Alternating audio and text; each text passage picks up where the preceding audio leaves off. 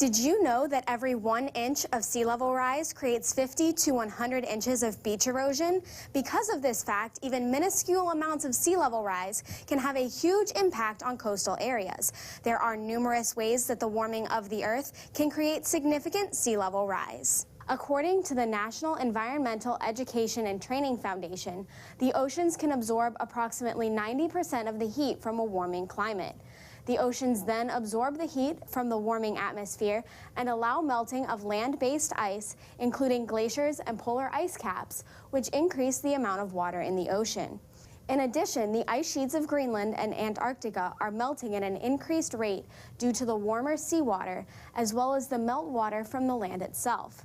The meltwater and seawater also create streams of water that help wash some of the ice sheets out to sea. The rate of sea level rise has increased substantially over the last 100 years and could soon take an exponential turn.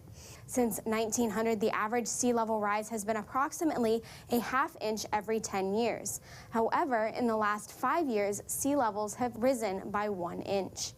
While on a small time scale this doesn't seem like much, the long-term impacts could be catastrophic.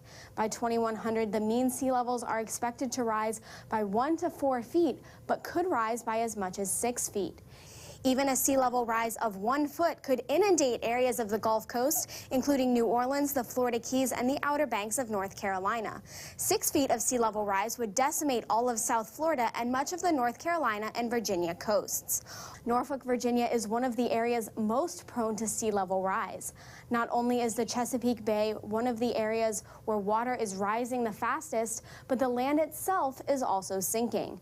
35 million years ago, an asteroid struck land in what is now the Chesapeake Bay.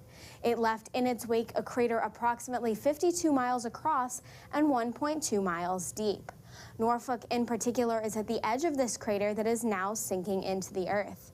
Norfolk has already seen the impacts as well. City planners have begun installing large rulers like this one at low-lying intersections so that motorists know how deep the water is.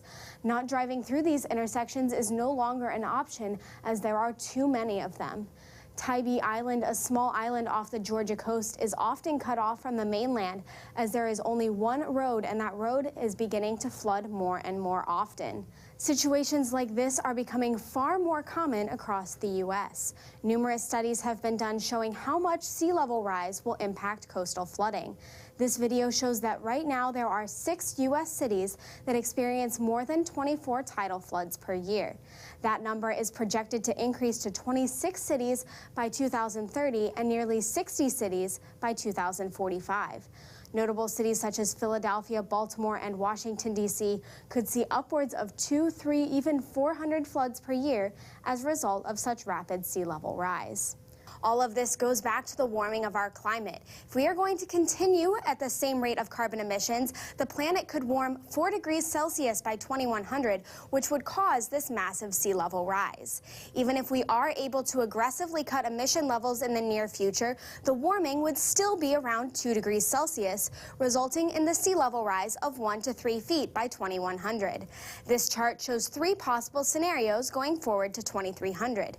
If we fail to control emissions and the Earth continues to warm, a trend shown by the red line, we could be looking at sea level rise of nearly 12 feet. The future of the planet is in our hands, and we all need to stand together to make a difference. For Up in the Air, I'm Amanda Reynolds.